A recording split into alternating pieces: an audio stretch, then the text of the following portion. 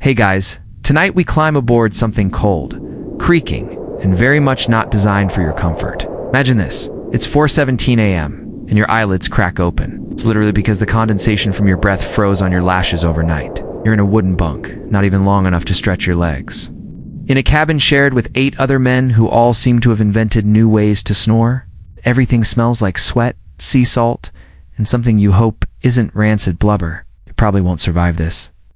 So, before you get comfortable, take a moment to like the video and subscribe, but only if you genuinely enjoy what I do here. Also, drop your city and local time in the comments. I always love knowing who's drifting off with me. Now dim the lights, maybe turn on a fan for that soft background hum, and let's ease into tonight's journey together. You wake up to cold so deep it feels personal. It's the kind that reaches into your joints like it's rooting around for secrets. You're on an Arctic whaling ship, meet 1800s. Trapped somewhere in the treacherous North Atlantic, or maybe even further Greenland, Baffin Bay, who knows anymore. Time has frozen along with your socks. The wooden hull groans against the surrounding ice, each creak like a whisper from the deep. You're supposed to be grateful. This is the prestigious life of a whaler, after all. A career promising adventure, manhood, and occasionally, death via falling cask or whale tail. You sit up slowly, trying not to smack your skull on the low beam overhead.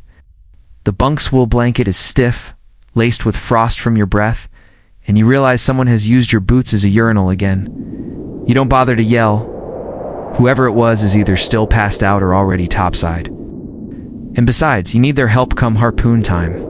You trudge down the tight hallway toward the galley, feeling each floorboard flex like it might give way beneath your weight. Your fingers brush the wall, it's damp.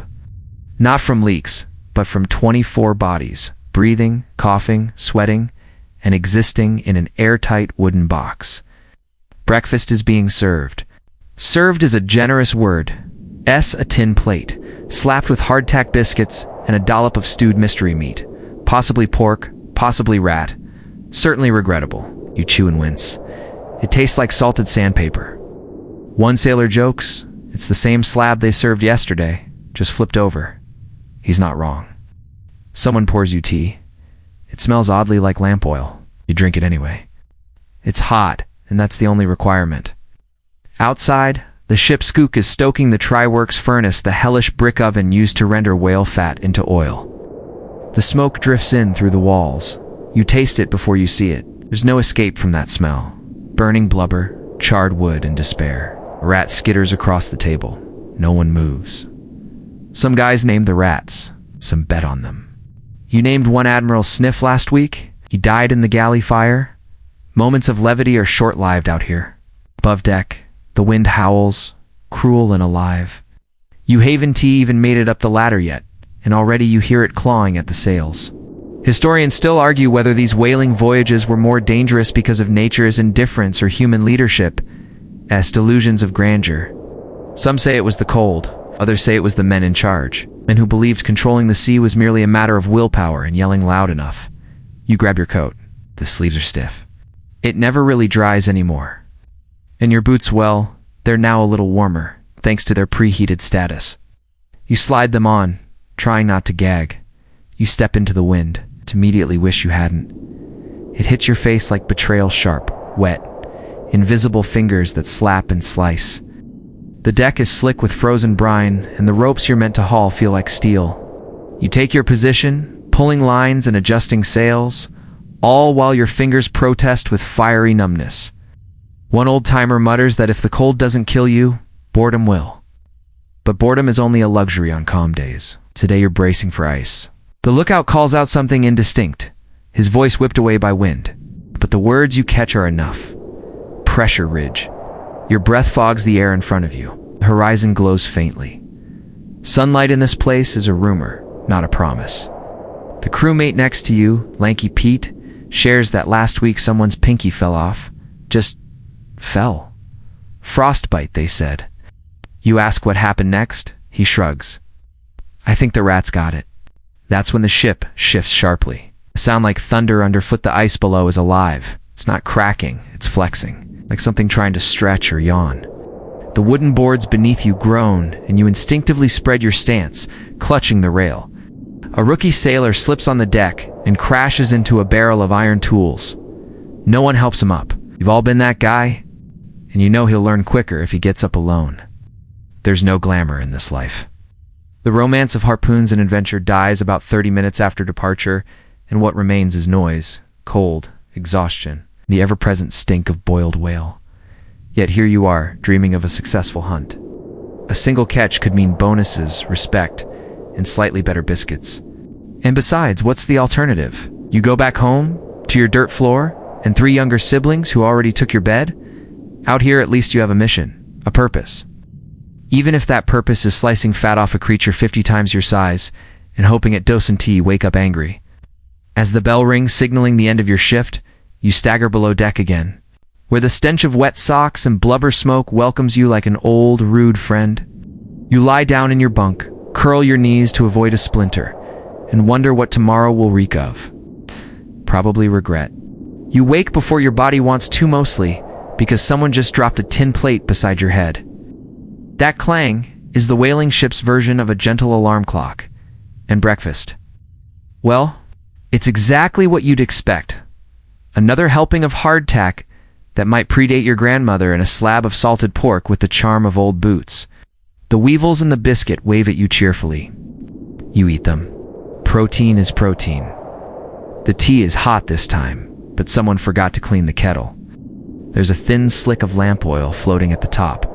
You skim it off with a fingernail and sip anyway. The cook mutters something about saving the fresh water for later. You wonder when later might be, possibly after death. The table creaks as everyone eats in synchronized misery. One sailor named Murphy tells the same story about a ghost ship he once saw near Iceland. You've heard it 5 times. The ghost ship gets bigger every retelling, now supposedly manned by frostbitten skeletons playing cards. No one believes him, but no one tells him to stop either. It's better than silence.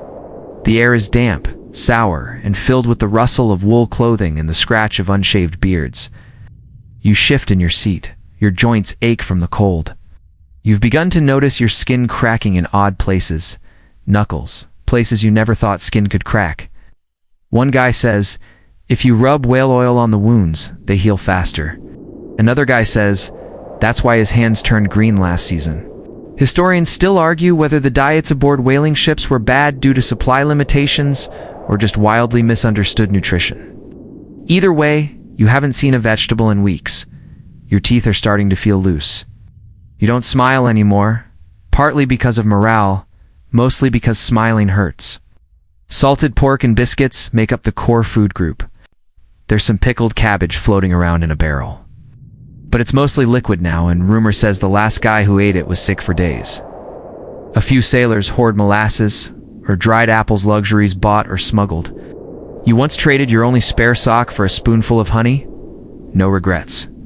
After breakfast, you try to rinse your tin plate with seawater from a bucket. Your fingers immediately go numb. The bucket's handle is rimed with ice. You drop it, and the sound echoes across the lower deck. No one reacts. They're all either used to it or too cold to care.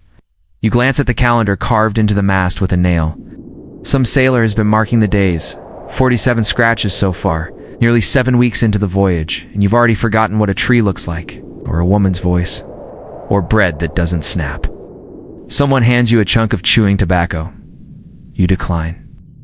Last week, a guy tried to swallow his because he forgot how to spit in the cold. He's still recovering. You think he might be hallucinating now? He started talking to the stove yesterday, gently asking it to sing. The morning bell clangs again, and you gear up to head above deck. Pulling on frozen wool is like trying to dress in cardboard. Your coat has a patch made from an old sail, and your mittens smell like fish. No one cares. Function over fashion. As you climb the ladder, your breath turns to fog. Your eyelashes frost over. Again, the wind greets you with its usual slap across the face. It doesn't whisper, it shouts. The cold wraps around your legs like a hungry animal. The sky is that Arctic gray again, low, sulking and streaked with ragged clouds.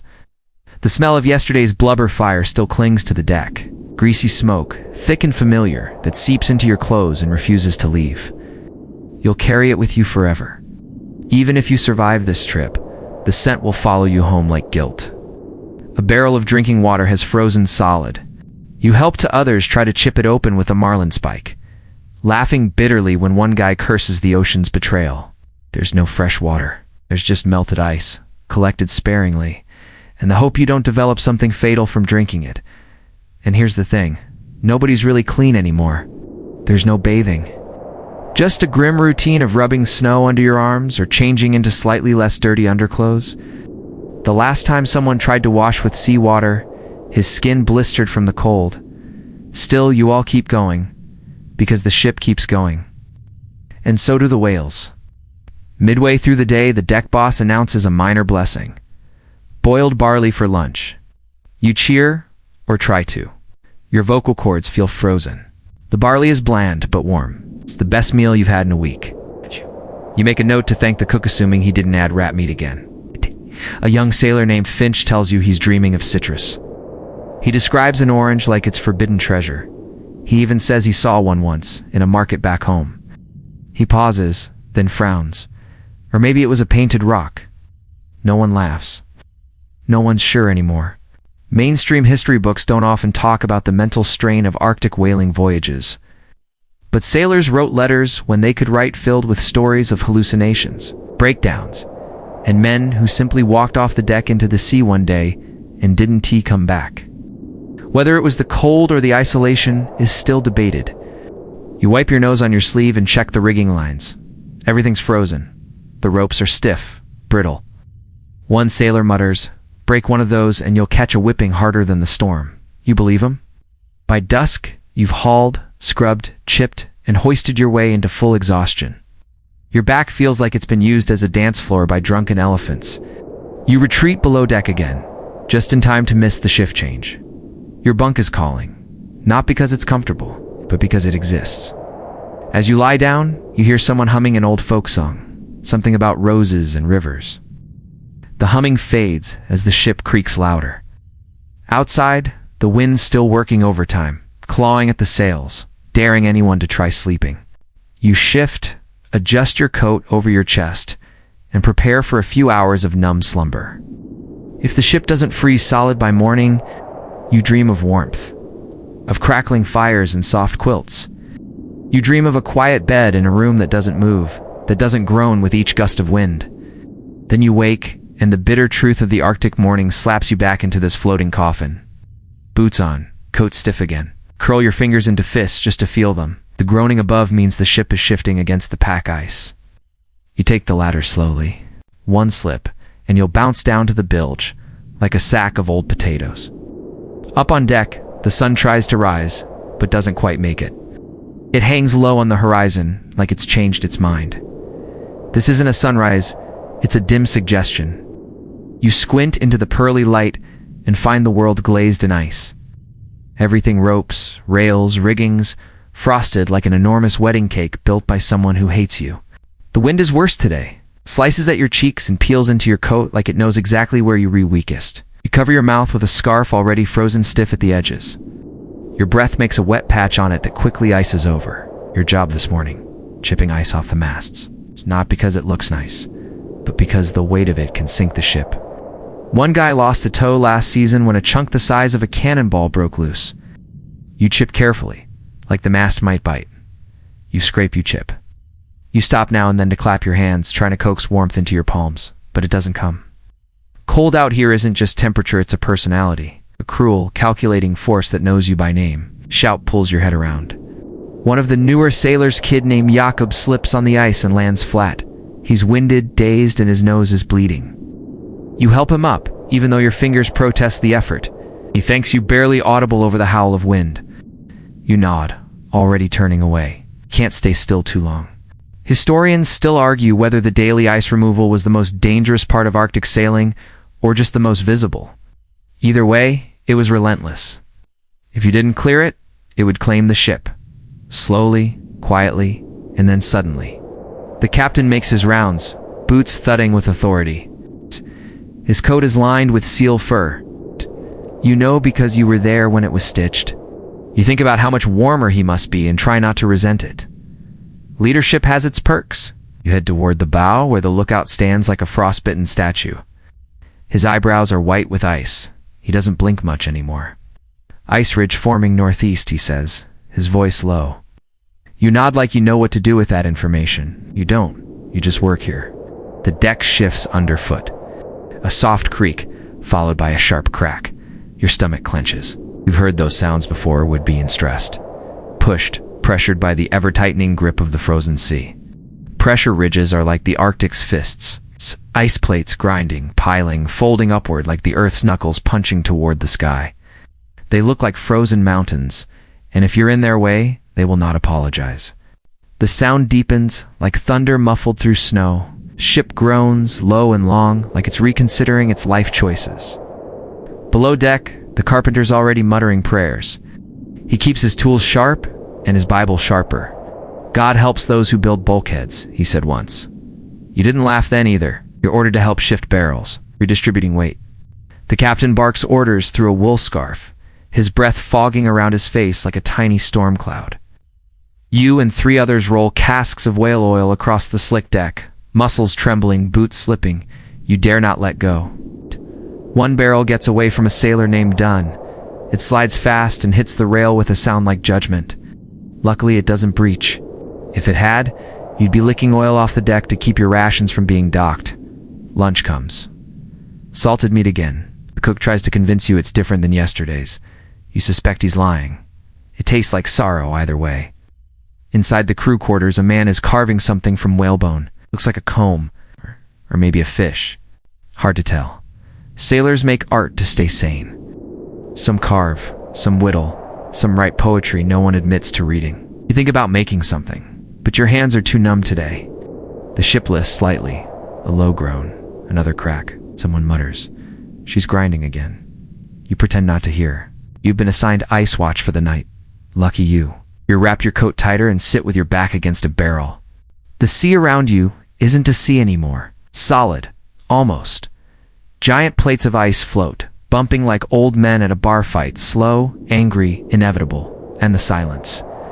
That's the part no one prepares you for, the vast, deafening hush of the frozen world. Only the creak of timbers, the whisper of wind, and the distant moan of ice shifting under itself. No birds, no waves, just stillness deep enough to hear your own heartbeat. You see a flicker out on the ice. Not fire too cold for that. It's a reflection maybe. You squint. It's gone. It's probably nothing. Unless it's something. You've heard the stories. Men swear they've seen eyes out there watching from the cracks. Some say spirits, others say seals with souls. You don't believe in ghosts. Until you do. A fringe theory says the Arctic does things to people, rewires the brain. Too much silence, too much white, too much waiting. Maybe that's why the crew gets twitchy after a few weeks. You've seen it. A guy standing on deck whispering to the ice like it's his dead mother. Another one laughing for no reason. No one stops them. You just step around it and keep moving. Temperature drops further. You didn't think it could, but it always can. You tuck your hands into your armpits, lean back, and count stars that you're not entirely sure are real. The sky here plays tricks. Sometimes the aurora flickers in the corner of your vision like a green ghost. Sometimes it hums. Or maybe that's just your ears. Eventually, your shift ends. You hand over watch to a man who looks like he hasn't slept since the century turned. He nods once. You nod back. Words feel too loud. You climb below every step. A fresh protest from your knees. Your bunk smells the same cold wool, damp wood, stale breath. You lie down, close your eyes, and try not to think about the creak beneath your bed, or how thin the hole feels tonight. Sleep, when it comes, is shallow and strange. You dream of trees that drip ice and whisper your name. You're jolted awake, not by sound, but by silence and absence so complete it startles you. The usual groaning of the ship, the coughing of nearby bunkmates, even the distant thud of someone dropping a bucket all gone. You lie there, ears straining, waiting for the world to start back up. Then it does with a bang. Above you, boots hammer across the deck. Shouts cut through the cold like razors. Whale sign. Someone hollers, the kind of shout that slices through bone-deep exhaustion and launches you upright. Your legs ache, your joints click, and you don't care. Whales mean work, but they also mean oil. Oil means pay. Pay means maybe not dying poor. You scramble topside, nearly tripping on the last rung of the ladder. It's still dark, but but not pitch black. There's a strange blue glow in the sky, like the world's been paused just before sunrise. And there, off the port side, the ocean stirs. A spout. It rises like breath from the earth high, glistening, briefly golden in the dawn haze. Then it vanishes. Surface goes still. The crew freezes. All eyes scan the water. Then another spout, closer this time, bigger. You grip the rail. It's no calf. The captain barks orders with grim joy. Within seconds, the whaleboats are lowered. You're in the third one. The oars are already slick from frost, and your hands are still half asleep. But the adrenaline keeps you from noticing the pain. You row and row. The ship fades behind you, a dark shape swallowed by the soft fog. Out here, the ocean is wide and whispering. Even the air feels different charged, expectant. It smells faintly of salt, oil, and something almost sweet. The whale. No one talks. There's no chatter, no jokes. Just the slap of oars, the quiet commands of the boat steerer, and your own breath in your ears. A bird flies overhead, first one you've seen in days. It circles once and disappears into the mist. Historians still argue whether these hunting rituals were more sacred or savage ceremonial acts of survival or brutal industry. But in this moment, you understand it's both. It's nature, commerce, faith, and fear bundled into a harpoon's arc. Then someone sees it. The whale breaches a low, majestic rise from the depths, its back like a dark island curving through the sea. Water pours from its skin in rivers. The sight stuns you. It's not just massive, it's beautiful. Silent, ancient. Then it's gone again. The harpooner shifts forward, his hands ready. You keep rowing, breath shallow. The boat seems so small now, just a matchstick in a cathedral of sea and sky. The whale surfaces again, closer this time. You see the barnacles on its back, its eye. A moment of communion, something looking back at you. You think it knows we're here then. Now. The harpoon flies. The line zips from the tub, unspooling so fast it hisses. You throw yourself to the side as the rope screams past, burning against the wood, threatening to snap bones or yank someone over. The harpoon strikes. There's no cheer, no celebration. Only tension. Literally. The rope pulls tight. The whale is moving. It dives. The boat lurches forward, dragged at impossible speed. Water slaps your face. You hold on. Knuckles white. This is what sailors call the Nantucket sleigh ride. It's not fun. It's terrifying. The whale tows the boat like it's nothing. You can't see the others. Just spray and sky and the huge invisible force below, furious, alive. Then the line goes slack. The boat rocks suddenly, dangerously. Everyone freezes. Did it get away? You don't get to ask. The whale breaches again behind you. You spin. There it is. Rising like a mountain. For a moment, time freezes. Then the tail comes down. It crashes into the sea with a sound like God clapping. A geyser of water erupts. The boat rocks hard. You scream, everyone. Does, but no one hears each other over the roar. For a second, you think you're going in. But somehow, the boat holds. The whale vanishes again, and this time, it's gone for real. Silence returns. You sit, soaked, shaking, or still in hand, heart in your throat. The harpooner curses quietly. The boat steerer wipes salt from his face and mutters, "We'll find it again." But you know it's over for now. You row back. Every stroke feels heavier, like the ocean is holding a grudge. The ship looms ahead, smoke curling from the try-works, gulls circling with idle interest. Back on deck, the other crewmen pull you in, slap your back, hand you a mug of hot something. You drink it without question. Could be coffee, could be whale grease. Doesn't matter. It's hot. The captain doesn't scold. He nods once and walks away. The miss is unspoken but understood. You'll try again. The rest of the day, your muscles tremble. Your fingers won't stop twitching from the rope burn. You rub them with tallow and old socks. A guy named Fitch offers you a shot of grog. You take it. Below deck, someone's singing. A low, mournful tune about a whale who ate a man and spat out his hat. You don't know the words, but the melody haunts you. At dinner hardtack again, your Kobe tells a story about a sailor who once harpooned a whale and found old spears already embedded in its hide. Survived 3 ships, he says. 4th one got him. No one asks how they knew. It's one of those tales. Real or real enough. You lie in your bunk, still damp, still aching. Your dreams come in fragment sprays of seawater. The whale's eye, that tail, the silent fury. And beneath it all, a question that curls in your mind like smoke. Who's the hunter out here? And who's the hunted? You wake to fire. It's not the roaring kind, just the heavy, ice-stinging smoke of the Triworks furnace. The ship's brick oven, built right onto the deck, is once again rendering the greasy prize of yesterday's labor. Only today, you weren't the lucky harpoon crew. Someone else snagged a smaller whale in the night shift. Oh. You missed the catch, but not the stench. The Triworks burn whale blubber down into oil, bubbling in giant iron pots like a witch's brew of profit and misery. The air is thick, brownish gray, and oddly sweet like candles left too long in the sun, mixed with something far less pleasant. It clings to your skin, to your tongue, to the inside of your nose. You'll be tasting it for the rest of your life. You're assigned to help at the furnace. The fire must stay lit, always. You shovel wood, toss in slabs of blubber, and stir the bubbling vats with a paddle that looks like it belongs in a bakery from hell. Sparks fly with each gust of wind. Your eyebrows feel singed. Your boots stick to the deck, not because of sap, because of boiling whale grease. The air sizzles around you. Sweat drips from your forehead, stinging your eyes even as your fingers freeze. You are both baking and freezing like some deranged science experiment. You find a sick comfort in that paradox. If nothing else, it's a distraction from the gnawing ache in your gut. I love the heat. Someone sings a strange lullaby about boiling down a whale until it cries oil.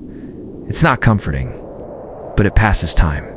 Historians still debate the role of the Triworks in the crew's morale. On one hand, it symbolized success.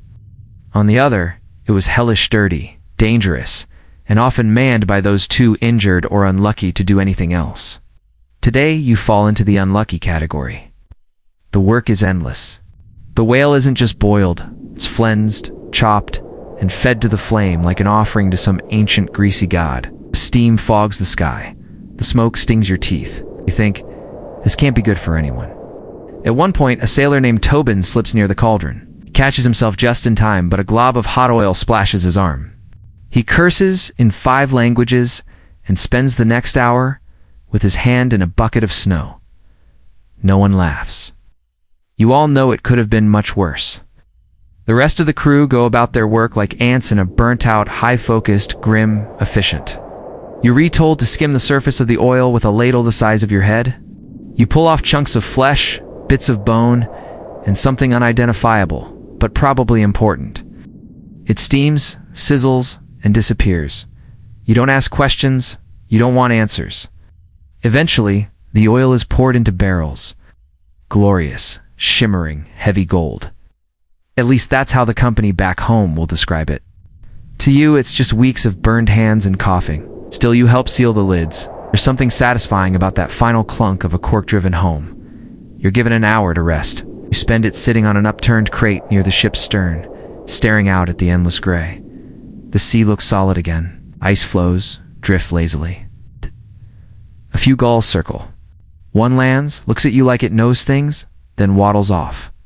The cook serves lunch blubber scraps fried into something vaguely crunchy. He calls them Arctic chips. You laugh. It's your first real laugh in days. It feels foreign. Later, you check your gear. Your gloves are stiff from dried oil. Your coat smells like a candle gone bad. You spot your reflection in a porthole and barely recognize yourself. Soot rings your eyes like war paint. You look older, harder, colder. The deck boss announces another shift at the furnace. You groan inwardly. Your knees crack when you stand. Still, you go, 'cause that's the rule. If you can move, you work. Someone tells a joke about a sailor who fell into the Triworks and came out as a lantern. No one laughs. It's not because it's not funny, but because it might be true. The sun dips, or at least the sky dims. There's no real sunset here, just a slow fade into dimness. You throw more wood on the fire, watch the blubber sizzle. Wonder, not for the first time, if this is what your life will always smell like. As you stir the pot, your mind drifts. You remember your mother's bread, hot, soft, yeasty. You remember your sister's wedding and how she made you promise not to join the fleet. You remember laughing on a warm dock, long before you knew what cold really meant. Then the wind changes. Smoke shifts sideways, curling over the deck in ghostly fingers. The crew pulls scarves over their faces. Eyes water. One man vomits quietly over the rail. Young boy barely 16 passes out. The captain says nothing, just paces the deck, coat flapping, eyes scanning the barrels like a man counting coins. A crewman named Old Nye whispers that he once saw a man drink raw whale oil to stop his nightmares. It worked, he says. But then the dreams came back, made of smoke and fire instead of blood and salt. No one asks for details. You survive your second shift at the Tri-Works. Barely. You climb down the ladder, bones aching, skin tacky with soot. The other crewmen look like chimney sweeps who lost a bar fight. No one speaks. You just collapse into your bunk and stare at the underside of the bunk above you. There's a carving there, a whale, drawn with a nail, chasing a man. You try not to take it personally. As you close your eyes, the smell of oil clings to your thoughts. You dream of being a candle, burning slowly in a window, flickering with every breath of Arctic wind. You wake up to blood. Not yours, thankfully, but close. Lanky Pete, the guy in the bunk above, is holding a bloody cloth to his mouth. Tooth came out in my sleep, he mumbles, lips swollen and eyes still dazed with pain. Just popped. You nod, bleary-eyed.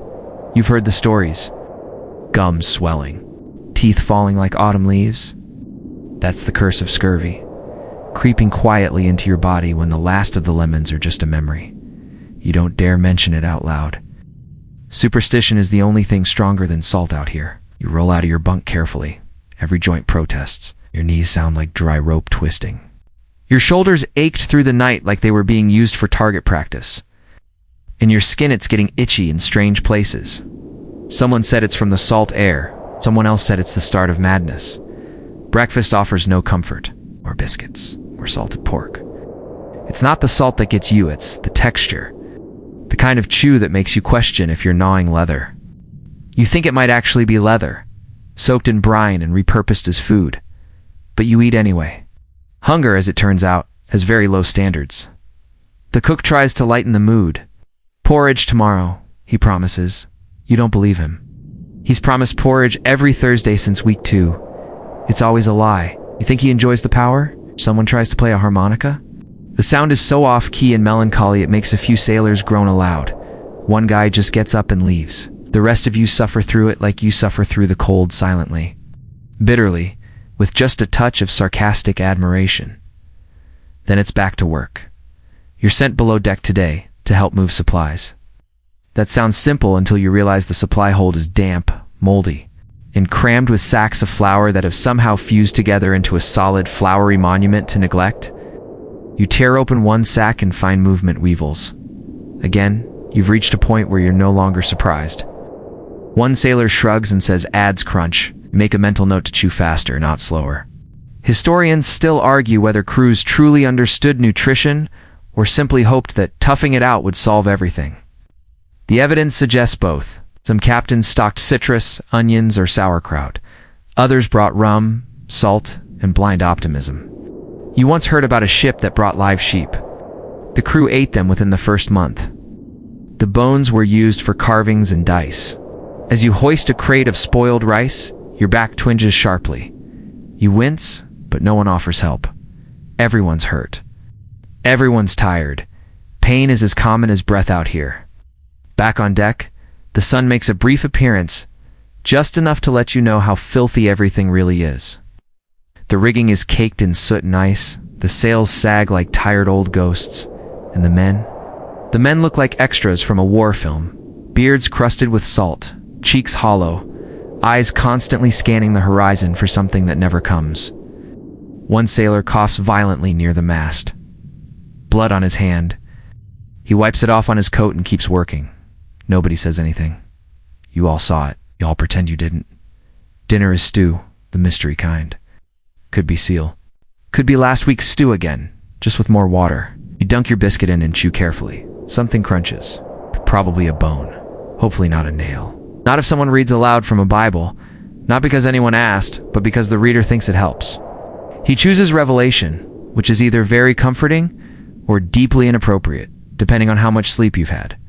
The youngest sailor, maybe 14, asks if teeth grow back.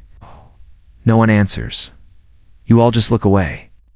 Then comes the worst moment of the datha, hygiene check. The captain insists on a weekly inspection, mostly to make sure no one is hiding gangrene or growing extra limbs. You stand in line, peeling back gloves, boots, shirts, and dignity. Your hands are cracked. Your feet, let's just say they've seen better centuries. He nods, grunts, moves on. A man named Dobbs isn't so lucky. His foot is black around the toes. The doctor takes one look and sighs. You know what that means? Dobbs doesn't argue, just mutters something about needing a stiff drink. The doctor sets up below deck. There's no anesthesia. Just rum, a saw, and a few guys to hold you down. The sound is worse than the scream. Try to sleep with that echoing in your ears later. You don't succeed. Some sailors keep teeth in a pouch, Lucky Charms or Grim Trophies, depending on who you ask. Lanky Pete gives you a wink and shows you 3. You try not to shiver. You find yourself remembering odd things: fresh apples, the softness of a feather pillow, the smell of soap. You haven't smelled soap in over a month. You suspect you may never again. As you lie down, the ship groans and shudders. You whisper a half prayer, part hope, part habit, something about surviving until the next port, or at least until the stew improves. The cold bites harder tonight. You wrap yourself tighter. A rat scurries across the floor near your bunk. You name it Captain Scurvy and hope it brings you luck. You fall asleep with your jaw aching, your stomach hollow, and your gums tingling like they're plotting something. The last thing you think before sleep takes you is this: you used to be afraid of monsters. Now, you understand they're mostly just hungry men with loose teeth. You wake up with a scream stuck in your throat knot. From fear but laughter, gasping, slightly unhinged laughter to bunks over. You sit up fast, heart thudding. Joy isn't normal here. Not this loud, not this early. Turns out it's just Jones and Rafe. They've made up a game. Guess what's leaking? One describes a new sound, the other names the cause: melted ice, cracked barrel staves, or something worse, like a rat gnawing the hull. Scary part, they're not joking. Cabin fever isn't a fever. It's what happens when you haven't seen grass in months or had a real conversation in weeks. Normal becomes funny. Funny becomes disturbing. You join in, your guess. The sound of your sanity evaporating. Rafe nods, 2 points. After biscuits for breakfast, you're put on lantern duty. The days are shorter now, or maybe the sun just gave up. You check the lamps along the lower deck trim, the wicks, refill the whale oil. You hate it. Not just the stink, but the quiet, the alone. At the third lantern you hear it, a knock, soft, rhythmic, not footsteps, not tools, just tapping. Like a hand knocking from inside the wall. You freeze. Nothing's there. Just shadows. Just ship. You tell yourself it's wood shifting. You don't really believe it. Historians argue about hauntings aboard whaling ships real, or just cold-board minds unraveling. But the logs don't lie. Voices in the fog, footsteps in the ceiling, doors opening on their own. You move faster. Above deck, the air is still. The sea is flatter than a mirror. No wind. No waves. No sense. A storm would make more sense. There's a ritual. When it gets too quiet, someone hums. Old hymns. Nonsense tunes. It fills the air, anchors the mind. Quietly. Enough to feel human. Lunch is late. The cook blames the stove. You suspect rationing. No one asks questions, echo. Echoes become rumors. Rumors feed fear. So instead, you all talk about a dream. 4 of you had the same one, chasing something white in a forest. A whale, someone says. A woman in a veil, another adds. Or maybe just nothing. A void. You all laugh, then fall silent. To distract yourselves, you play the memory game. Each sailor names a food they miss. You say, honeycomb. Someone says baked apple with clove. Murphy says freshly churned butter and tears up. Then the captain appears, says one word. Strawberries. Then walks away. That's the only thing he says all day. There's another game, less safe, to dares. Stare at the ice and say her name, they say. The name changes. Clara, the seal woman. If the ice cracks, she heard you, you're marked. Yet. You try not to play. But tonight, boredom wins, you whisper, Annika. The ice stays still. You sleep facing the wall anyway. Watch duty again. This time with old Nye. Oldest sailor aboard. 45 looks 70. Doesn't blink much. Someone once asked if he'd married. He said the sea's jealous, took her first. You believe him? So you sit together, coats stiff with salt, a lantern between you. He talks quietly, like the ship might be listening. He tells of whales that sing names, icebergs shaped like men, birds that only land on doomed ships. You nod. You don't know what's worse, that he believes it, or that part of you does too. And he stops, points ahead, a shape moving, not ice, not bird, just moving. You both stand, the lantern swings. The shape disappears into shadow. Gone. Don't chase shadows, Nye mutters. They remember. Later in your bunk, your teeth chatter. Not from cold, it's from something older. You lie still, staring at the slats above you. 37 knots. Same as last night. The ship creaks. This time, it sounds like laughter. Your laughter. From the hallway. Shut your eyes and hum. And hum. That's the first thing you notice when you wake. Not the cold. Not the stink. Not even the biscuit that crumbles like sawdust in your mouth. No. What's unsettling is the silence. Normally, he bellows orders before his boots touch the deck. Now nothing. Just the creak of the ship and the wind's hiss. A tension that clings to every sailor like frost. You ask around, quietly, carefully. No one knows why. Some think he's sick. Others say he's seen something bad. And when the man who controls your food, course, and life goes quiet, people notice. The first sign is the rope. A noose perfectly coiled hangs behind the main mast. No one claims it. No one touches it. But everyone sees it. And the bosun finds a knife stuck into the map table. A crude drawing of the captain carved into the wood, eyes crossed out. You don't mention it, but you hear whispers below deck. Low voices at night. Footsteps moving where no one should be. You count them. 5, 6, and none. There are two kinds of mutiny. Loud and quiet. Quiet ones are worse. They start with glances. Skip salutes. Small defiance piling up like snow, harmless. Until it collapses everything. Historians still argue about mutinies on whaling ships. Were they planned or born from desperation? Some say all it takes is one cracked keel. One missed ration. Something's shifting, like a current beneath still water. That night, the ship drifts, not by accident. The helmsman, usually loyal, says the compass is broken. You know it's not. You checked it. But no one argues. Not even the officer of the watch. Later, someone finds the rum barrel cracked open. Not an accident. Clean break. The smell of sugar and rebellion fills the air. By morning, everyone moves slower, quieter, except the men behind the furnace. They're humming again, same tune. Over and over, like a chant. At lunch, the captain appears. He's pale, thinner, beard scraggly. He doesn't sit, just stands by the galley door, staring at the crew like he's forgotten why they're there. Then finally he speaks. We're turning south. No warning, no vote, just that. You feel it ripple across the deck. South means turning back toward home. Or at least somewhere. You see jaws tighten. One sailor curses. Another bites his lip until it bleeds. Someone not whispers, "Coward." That evening, the first confrontation happens. Small, but real. First mate Bragg, normally quiet, stands at the helm. We've come this far. There's more whales, more oil. The captain answers. There's more ice. Bragg doesn't argue. He doesn't salute either.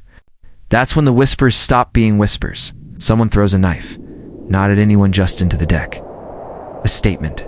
Shh. You lie in your bunk that night. Boots on, just in case. You clutch your coat tighter and wonder how mutinies begin. Is it a punch? A claim? A line someone crosses?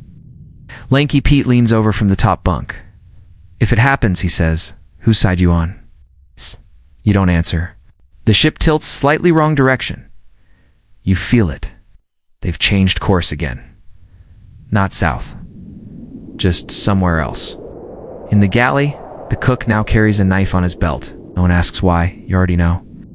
Later, you hear Bragg's voice behind the sails. "It'll be clean," he says. "Quick, no mess." No one says the word, but you know it. Mutiny. Someone sharpens a harpoon knot for whales. For something warm-blooded, you consider your options. Side with the captain, he's slipping. Side with Bragg, he's clever, dangerous.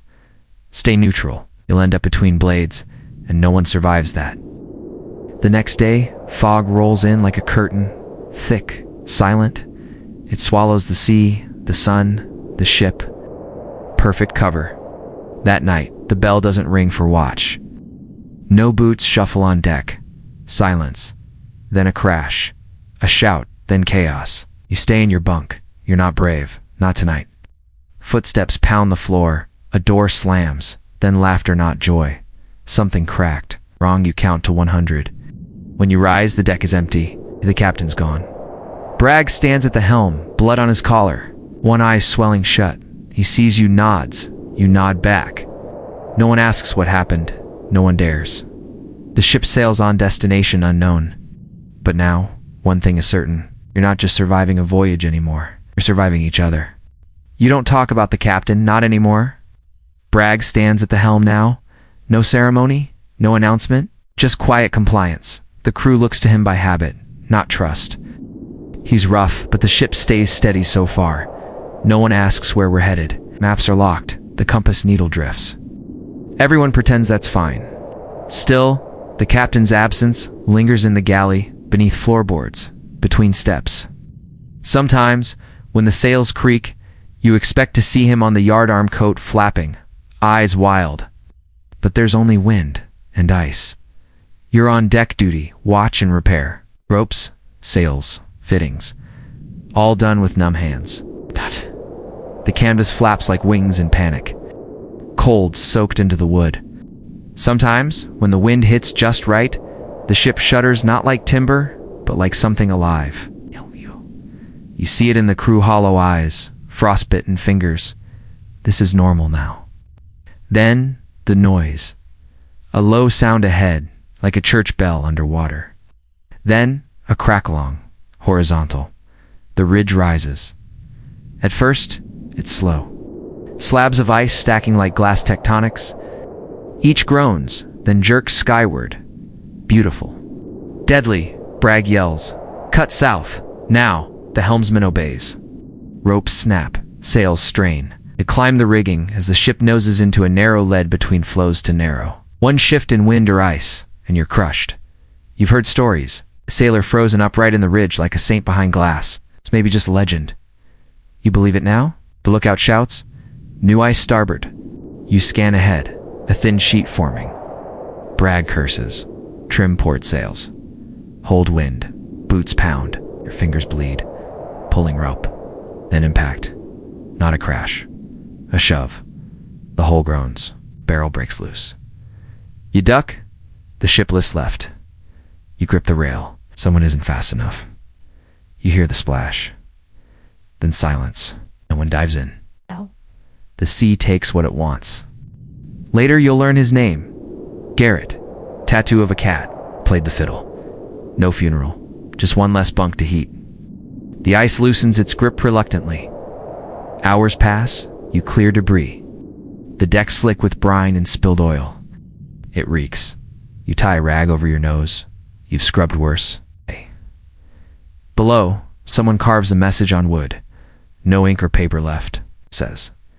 Tell Mary it was never worth it. He seals it in a bottle, tosses it overboard.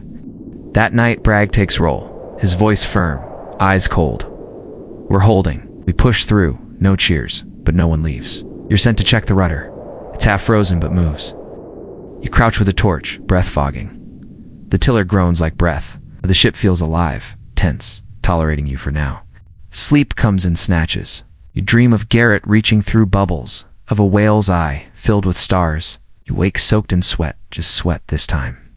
Someone's crying, quiet, ashamed. No one looks. No. In the galley, someone drew a sun charcoal on scrap wood. Big, radiant. You stare at it for 10 full seconds. Oh. Everyone does. You think of home. Your sisters laugh.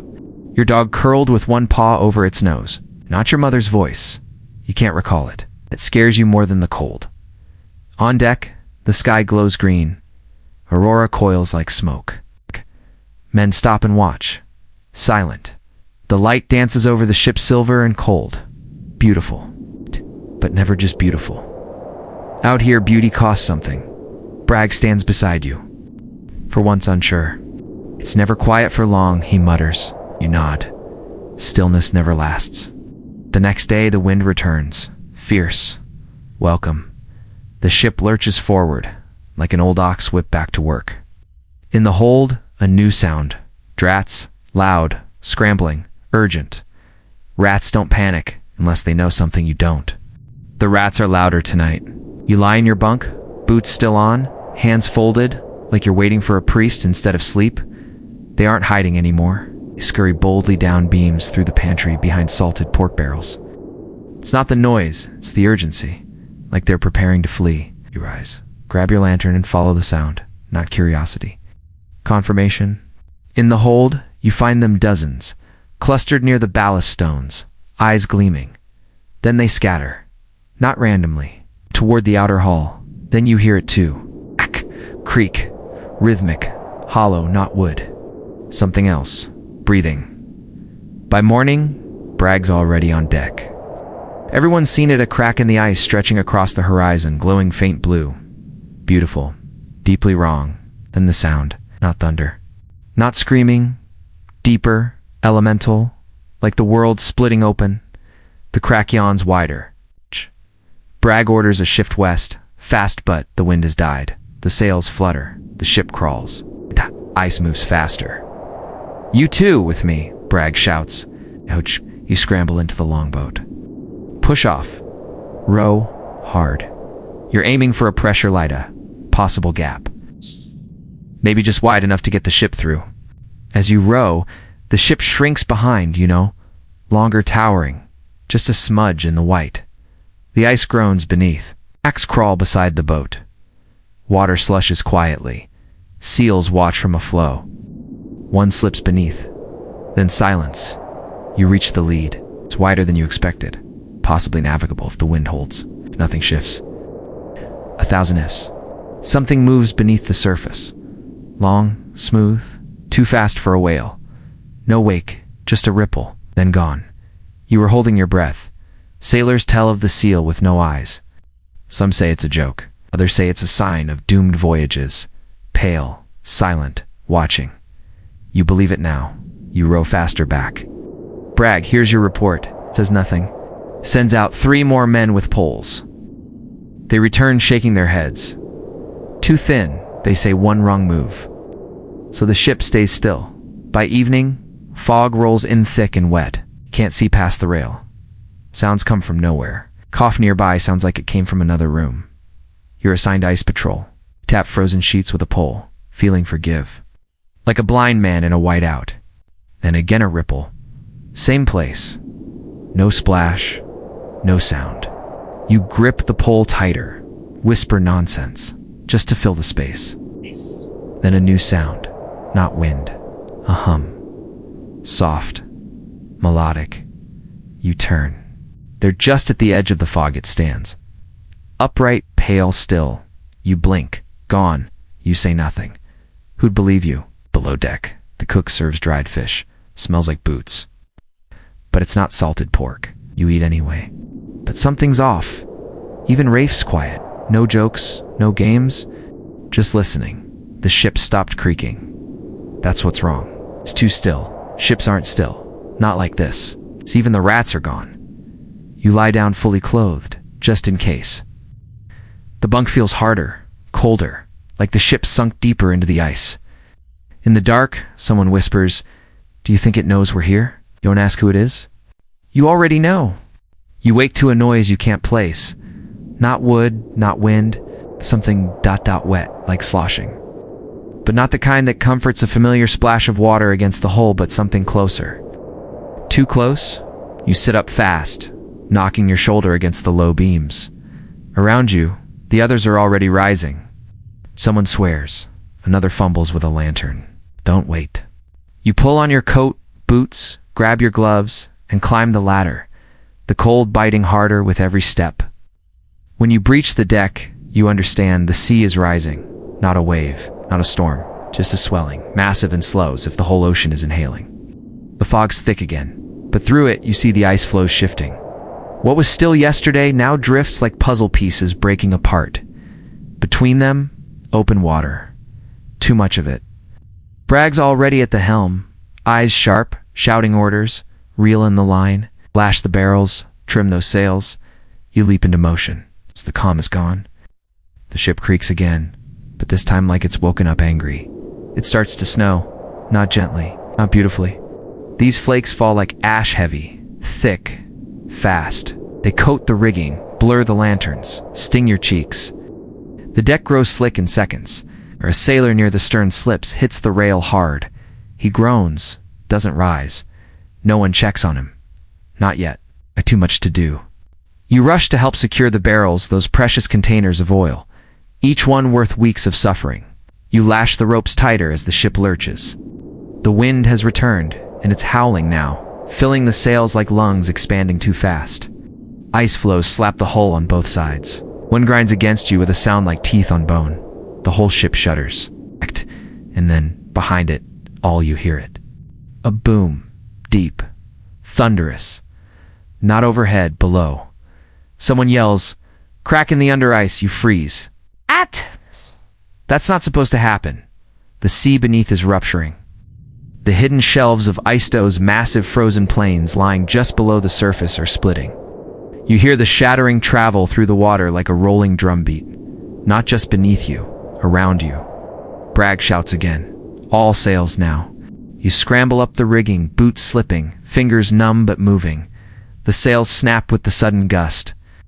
The ship groans forward, carving through the new water like it's being born again. But the berth is violent, messy, fast. You cling to the rigging and look down, and you see it. Just for a moment. Between the swells, under the ice, in a sudden flash of clear blue water. An eye, massive, still.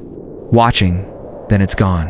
Oh. Your body keeps working, muscle memory dragging you from line to rope to beam. But your mind is stuck on that image. That moment, not a whale, not anything from your books. Something older.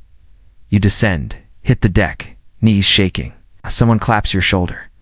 You don't look to see who. Historians still debate whether sailors truly believed the sea was alive, or whether it simply acted like it. The Old One myths exist across cultures, Norse Inuit, even in Polynesia. The idea that something ancient lies beneath the waves, older than gods, colder than stars. You used to scoff at those stories. Not anymore. Hours pass. The storm eases but doesn't stop. The sky stays gray, the sea restless. Bragg orders the crew to slow sail. No sense outrunning your own panic. That night, the galley is quieter than usual. Even the clatter of tin bowls seems cautious. The cook ladles out broth. Thin but hot. You sip it without tasting. Your lips are cracked. You avoid mirrors now. Jacob asks, "What was that sound earlier?" No one answers. But the silence is an answer. Later, you take your shift on lookout. The crow's nest sways with the wind. Your lantern flickers. You wrap your scarf tight and peer into the dark. That's when you see it. A shape, far off, freezing from the fog. At first, you think it's a berg. But bergs don't move. This one does. Slowly, smoothly, you blink. It's gone. You write nothing in the log. You come down late. Someone replaced your rations with biscuits. Again, you chew. Again, below deck. One of the younger sailors has started scratching drawings into the walls. They're crude, circles with lines for arms, eyes like pits. It's always just one eye. He says it's from his dreams. Rafe tries to laugh it off. Could be worse, he says. Could be singing. But that's just it. There is singing. Low. Hummed. No melody. No words. You hear it in the corners, when no one's speaking. When the wind dies. You ask Bragg if he hears it. He looks at you too long. "Get some sleep," he says. I stop asking. Instead, you work. Always moving. Always lifting, hauling, mending. The body cannot think when it is in pain. And so, you make yourself ache. The sails need restitching. You volunteer. The casks need tightening. You volunteer. The deck needs scrubbing. You offer your hands, because stillness is where the fear lives. One night, while scrubbing the side rail, you find something. A mark, burned into the wood. Not a name, not an initial. An eye, just like the drawings. You ask no questions. You just scrub until your knuckles bleed.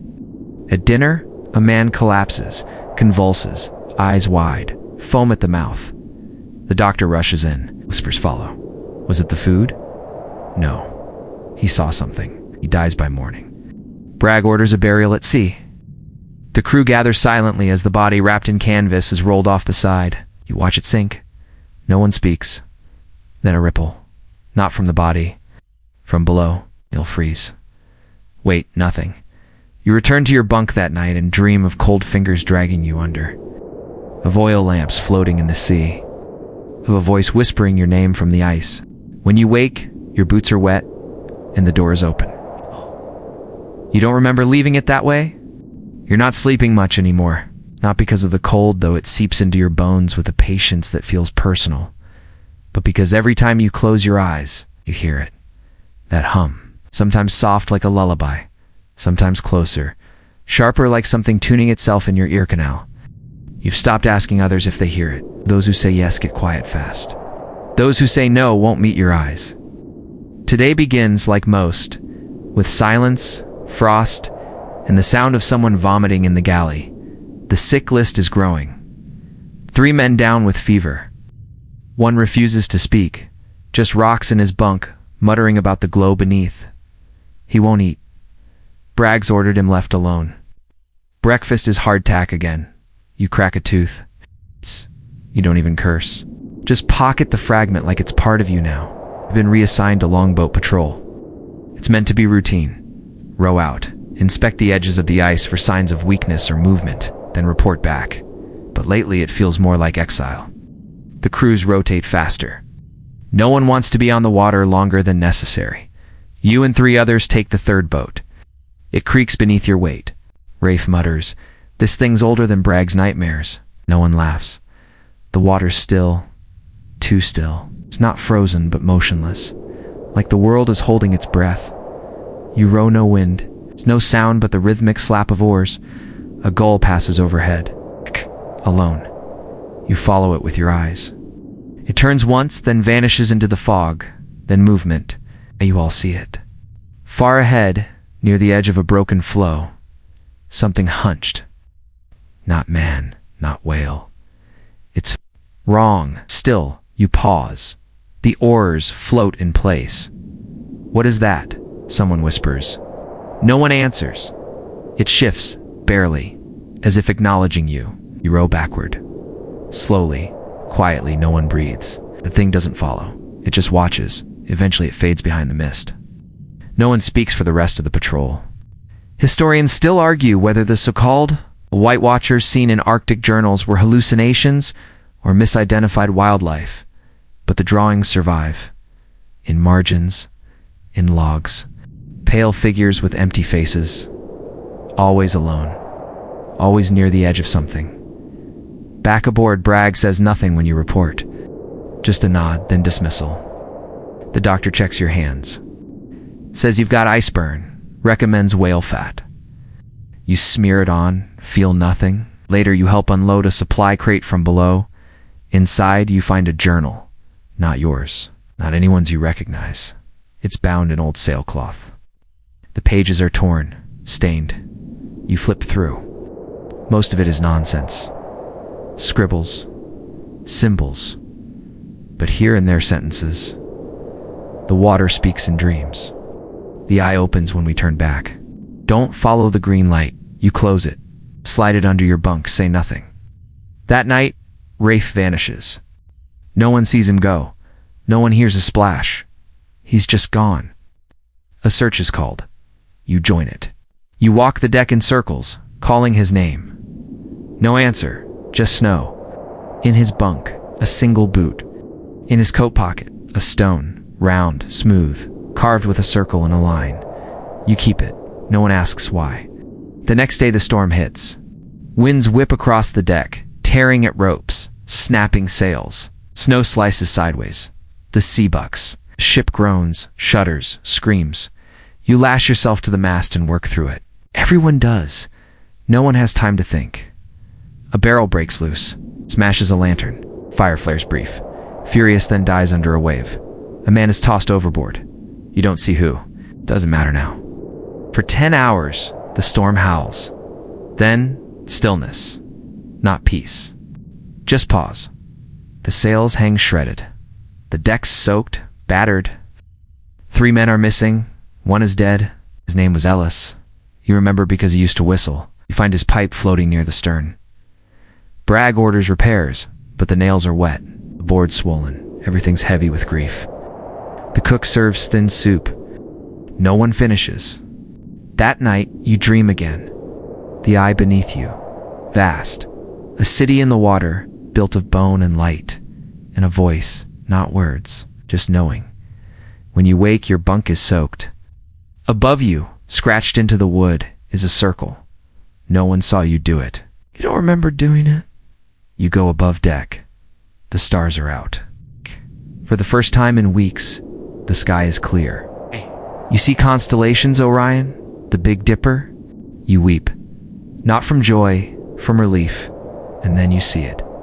On the horizon, just above the waterline, a green glow, faint, shifting, calling. Someone beside you whispers. It's her. You turn. No one's there. You don't report the green light, not because you're hiding something, but because there's nothing to report. It was there, then it wasn't. Simple as that. But it stays in your thoughts like a song you can't stop humming. That color-pale emerald, flickering softly, too alive to be natural, wasn't the aurora. You know the difference now. The aurora dances, this ... watched. The crew is moving slower these days. Every step on the deck is a choice. Every command takes longer to echo. Even Bragg is quieter, eyes more sunken, beard untouched in a week. You're all tired. But not the kind of tired that sleep can fix. This is soul tired. It's the kind that starts in your bones and works outward, like frost cracking wood. Today's job is barrel maintenance. Whale oil casks need checking, tightening, sealing. You're assigned to the hold, where the air is thicker, more sour. The stench of oil mixed with mildew, old sweat, and some nameless temps that's been creeping in lately. Sweet almost ... but wrong. You and Jacob take the port side row. He's not talking much. No one is. He used to sing while working. Today, he just hums one long, wavering note that never resolves. You tap the barrels, check the hoops, note any swelling, and you find one that's weeping oil. A slow drip down its side. Wipe it, reach for a patch, and pause. There's something under the barrel. A scrap of cloth. You pull it free. It's dark red. Dried blood. Jacob sees it too. Could be from the whale, he mutters. But you both know that's a lie. You patch the barrel anyway. Back on deck, the wind is slow and mean. Snakes through your sleeves into your ears. Whispers cold things. Someone spots an iceberg in the distance. Not large, but tall, thin, like a finger pointing upward. A warning. Or an accusation. You stare at it for too long. It doesn't move. But it doesn't feel still either. Later, during galley prep, the cook asks if you've seen any rats. You shake your head. No one's seen them for days now. He nods, troubled. Ship's always got rats, he says. If they're gone, he doesn't finish the thought. Torians still argue whether sailors actually took cues from animals on board, or if it was superstition masking intuition. But rats abandoning ship, that one's carved deep into every sailor's soul. They know before we do. Always, that night Jacob doesn't come back from watch. This time you do hear the splash. Bragg calls a search. Lights flash across the ice. Voices echo. But he's gone. You find his coat neatly folded beside the rope locker. A note scrawled in grease on the wood. She's in the light. The crew doesn't ask questions. Bragg doesn't scold. Search ends early. You're all afraid, but no one knows what of. Next morning, the fog returns. Denser, wet as soup. Clings to your face like breath on skin. The sea's calm, but wrong again. No birds, no wind, just ... wait. You're sent on crow's nest duty, climb the mast, spot leads in the ice, report back. Halfway up, your gloves slip. You nearly fall. You curse, hug the mast, force yourself to climb. At the top, the air is different.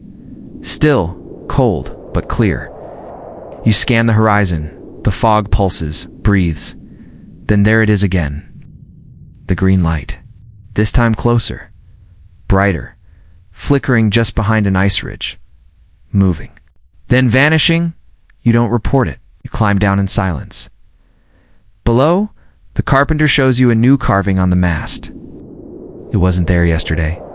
An eye again. This time it's weeping. You don't ask who did it, you just walk away. That night, you go to your bunk early. Not to sleep, just to hide. But even that fails, because when you close your eyes, you see her. You know it's her, not human. It's not beast. Something between, skin like pale kelp. Hair like ink in water. Eyes too wide to still. She doesn't speak. She just watches. When you wake, your boots are gone. Someone put a stone in their place. A smooth one, like before you checked the markings. A circle, a line, and now, in the center. The carpenter finds another body. Tobin, the old oarmaster, hung himself in the sail locker. Just a smear of oil on the wall in the shape of a spiral. Bragg doesn't order a burial this time. He just nods. Waits less, he says. The crew looks away. No one eats that night. Instead, someone starts humming. You recognize the tune now? It's her hum. Low, ancient. You start humming too. Not by choice. You stop only when your lips crack. That night you wake mid-dream and realize you're standing. Barefoot, outside your bunk. You're humming, facing the hole. Press your palm to it. It's warm, you scream. No one answers. You start sleeping in shifts 10 minutes here, 20 there. You don't trust yourself anymore? Not after last night? Not after you found yourself humming at the hole like it was listening? Like it was waiting? You didn't tell anyone? You're sure you're not the only one? Lanky Pete hasn't blinked in hours? The cook burns the stew and doesn't even notice? Bragg walks the deck without his coat. The carpenter's carving faster now. New symbols. It's not just eyes. Spirals. Teeth. Tiny ships split in half. Below them, circles filled with dots. No one asks, because asking makes it real. Today you're assigned to ice watch again. You dread it. Not because of the cold, but because you can feel the ice watching back now. The way it heaves. The way it shifts when you step near. Like a lung expanding under your feet. You walk the perimeter. Tap your pole along the edges. Solid. Solid. Hollow. Solid. Then a noise. Crack. It's faint. Distant. But unmistakable. You freeze. Behind you, a shadow moves. You turn. Nothing. The fog is thicker today. You can't see 10 feet ahead. Sounds arrive late. Distorted. Somewhere to the port side, someone calls a name. You don't recognize it, but your chest tightens anyway. You return to the galley. Lunch is cold. You eat it anyway. Your tongue feels numb. You're not sure if it's from frost or fear. Someone says they saw a light again. Green. Distant. This time, no one laughs. No one denies it. Instead, a debate begins. Should they follow it? Bragg listens. Silent. You watch his face. He's thinking about it. And that's what terrifies you. That night, no one sleeps below deck. You all stay on the upper level. Sitting, staring, bundled like corpses in 2 large coats. The carpenter's newest carving is a doorway. A perfect arch. Inside it, a flame. You won't say what it means. You ask Lanky Pete if he's scared. He grins, mouth dry. Nah, he says. We're past scared. We're just next. You don't ask what he means. Because you know, at 3 a.m., someone jumps. You don't see it. You just hear the splash, the cry, the silence. The name was Merrick. You remember because he gave you a sweet once 2 weeks back. Said he'd been saving it for the bad day. Never said which day that was. Guess now you know. You search his bunk. Find a piece of sailcloth folded neatly. Tay inside. A stone. This one is carved with a spiral and a crack down the middle. The ship's speed is slowing, not by choice. The sea is thickening again. Not with ice, but with slush. The kind that drags at the hull like hands from below. You're on the crow's nest again. From up here, the fog is a blanket. You see it again, the green glow. This time, not alone. There are more. 3. Floating, pulsing, closer. Bragg orders the crew assembled. He stands before you, pale, eyes dark, mouth tight. "We're not going home," he says. No one flinches. He points to the light. You follow. No one objects. Not even you. The ship turns. Sails groan. Ice moans. Water stirs. You feel it deep beneath the hull. Movement, not a current, a pulse. You take the helm for a while. Bragg lets you. The lights stay ahead, always just out of reach. They're leading. Some say it's salvation. Others say it's judgment. You're not sure anymore. You pass an old wreck on the starboard side. Mast broken, hull cracked, a whaling ship like yours. Frozen in a half-turn, as if it tried to follow something too. You row out to it. 3 of you climb aboard. Everything's still, preserved in salt and cold. There are carvings on the inner beams. More spirals, more circles. Names scratched out, eyes gouged. In the captain's cabin, you find a journal. Most of it's unreadable. But one line repeats. The sea doesn't forgive. It remembers. You return to your ship and say nothing, because what could you say? The cook has stopped cooking. He sits by the fire and hums. The same tune. It's always the same. Someone draws it on the sail. The spiral with the eye. I'll nod. Because you know it now. You feel it beneath you, around you, inside you. The ship moves on. Toward the lights. Toward whatever waits. And none of you want to stop. Not anymore. You no longer count the days. Time here isn't measured in sunrise or moonlight. It's measured by names forgotten. By boots left under bunks that no one moves. By the weight of glances no one wants to return. By how often someone hums that tune without realizing it. You wake now without surprise. It's cold, yes, but not startled. You've stopped dreaming, or at least stopped remembering dreams. The world you step into is dream enough. Today the lights are closer. The green glows hover above the sea soft, bobbing, hypnotic, like lanterns hung by gods who never liked you much. You think they're beautiful? Bragg calls a meeting on deck. The entire crew shows up, even the ones who haven't spoken in days. Even the cook. He doesn't shout. He doesn't need to. We've come this far, Bragg says. No turning back. No one argues. No one claps. Then, for the first time in weeks, he smiles. And that's the scariest part. The ship sails toward the lights. No wind, no need. The water carries you, like it wants you there. You're posted at the stern, watching where you've been. Ice closes behind you, quietly, casually, like a door being shut. You smell something sweet, like fruit, or maybe blood, or maybe memory. You ask Lanky Pete if he smells it too. He just hums. The carpenter builds something now, not just carvings. A small door, set into the wall of the cargo hold. No one asks what it's for. One night, you hear knocking behind it. You pretend you don't. Historians still debate whether whaling ships encountered natural hallucinations from extreme cold and isolation, or something worse. Journals mention the seas calling and strange music through the fog. Some scholars dismiss them, others collect them. You'd bet your last breath those scholars have never seen a lantern drift against gravity. Because you just did. It floated past your face last night. No flame, just glow. You followed it to the rail and nearly climbed over. You stopped. But only because something whispered your name. Your real name, not the one the crew calls you. You didn't tell anyone. You returned to your post.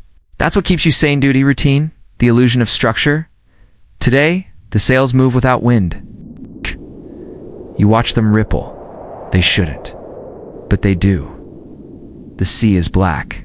Not dark blue, not stormy gray-black, like ink or obsidian. It reflects nothing, absorbs everything.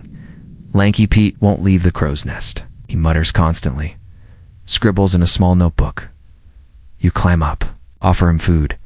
He hands you the notebook.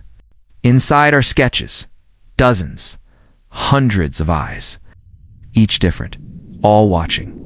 You hand it back, says, I think she's dreaming us. You climb down without replying, because he's probably right. The lights are almost on top of you now. They don't flicker anymore. They pulse like heartbeats. Bragg stops using the compass.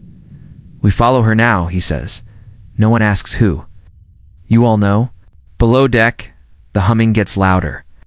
Even when no one's awake, you press your ear to the hull. You hear words now. Or maybe not words, intentions. Something waiting. Not angry. It's not kind. Just waiting. The carpenter finishes the door. It has no handle. It's just a spiral carved into the wood. That night, someone opens it. You don't know who, but the door is ajar in the morning. One man is gone. No note, no sound. Just his coat folded on the crate beside it, inside the pocket. A stone. Same as always.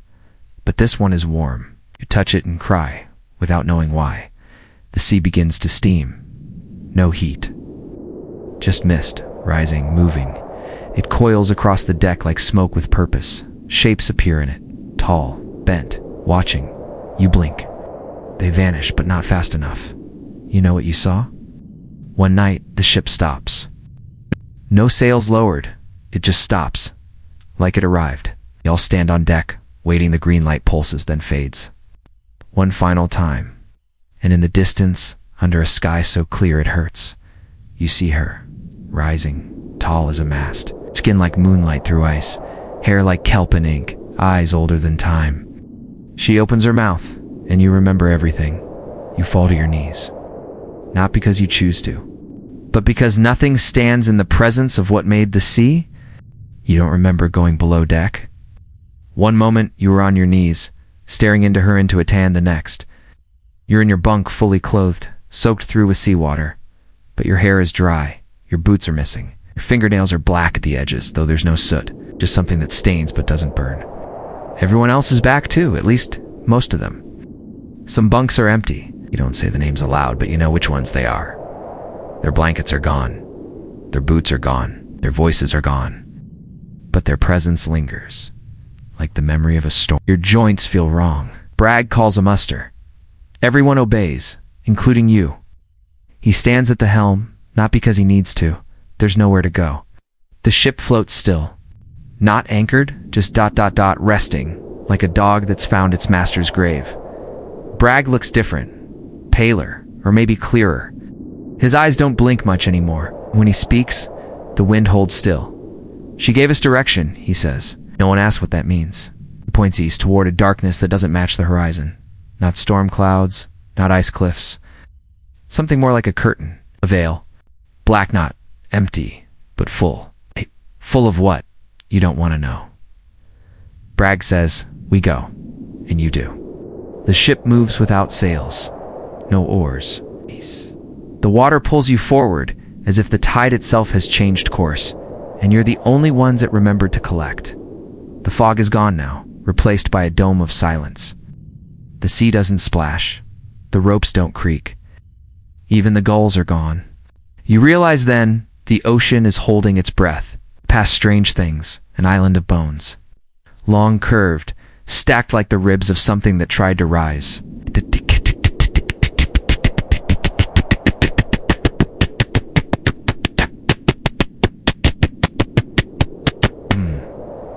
Impaled like a toothpick through meat.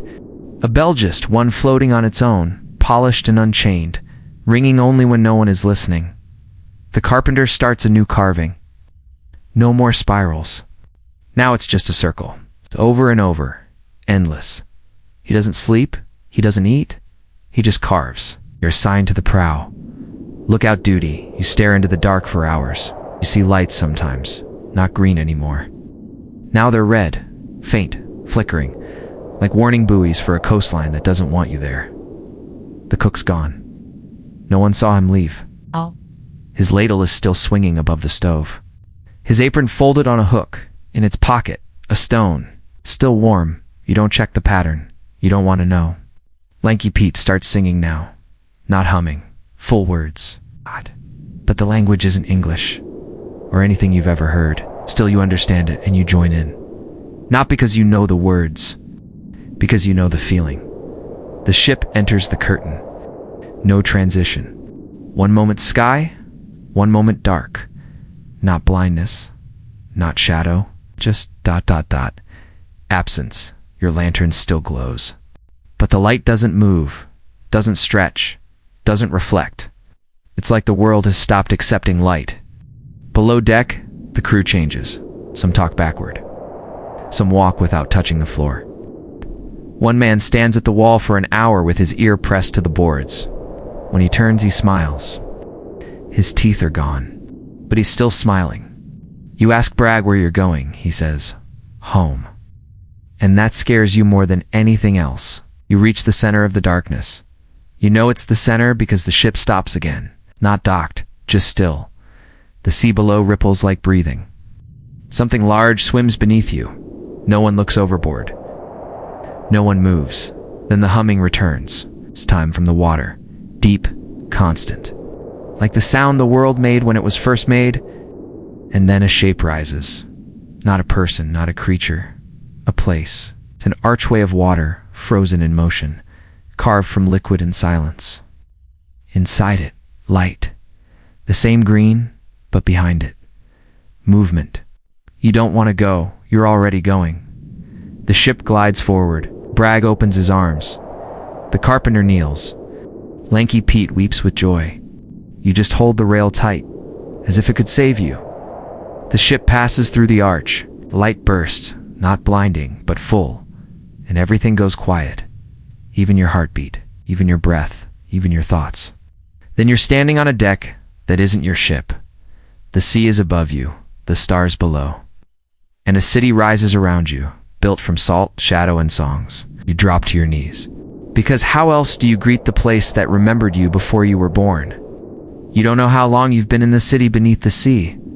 Time has become soft, like wet rope or thawing flesh. Minutes fold into hours. Hours stretch into silence. There is no sunrise, no sunset only.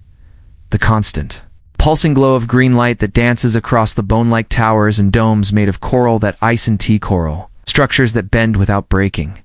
Walls that breathe, streets that hum under your boots. Your ship floats nearby, but no longer feels like a ship. It's more like an afterthought now. Memory that hasn't yet finished fading. Still sleep in your bunk.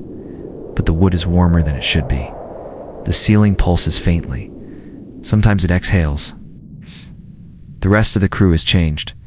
Bragg walks barefoot, shirtless, no longer barking orders but murmuring prayers to her. No?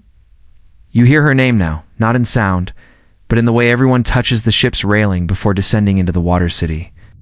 The way they speak with their eyes closed, hands dipped in salt. The way they all, every single one of them, start humming when they step onto the black sand paths. Even you? You resist it less and less. One night, you find Lanky Pete sitting on the edge of the deck, with his legs dangling over. He's smiling again, really smiling for the first time in weeks. I'll remember now, he says. Remember what? You ask, he looks out at the city. What we are. Then he jumps. You lean over the edge, but there's no splash, no sound, no ripple. Just the green glow, swirling faintly in the dark water below. You say nothing. Later you find his bunk neatly made. Stone rests on his pillow, a new one. This one is carved with a shape you don't recognize. 3 circles interlocked, 1 cracked. You don't touch it. That morning, though morning is just what you call it, now the carpenter opens the sea door. It's real now, not just carved. A doorway grown into the hull itself. Alive or something like it, the wood around it ripples when touched. The frame pulses gently as if reacting to breath. He steps through. It doesn't return. No one follows yet. Bragg begins to teach the others how to walk underwater. No gear, no tanks.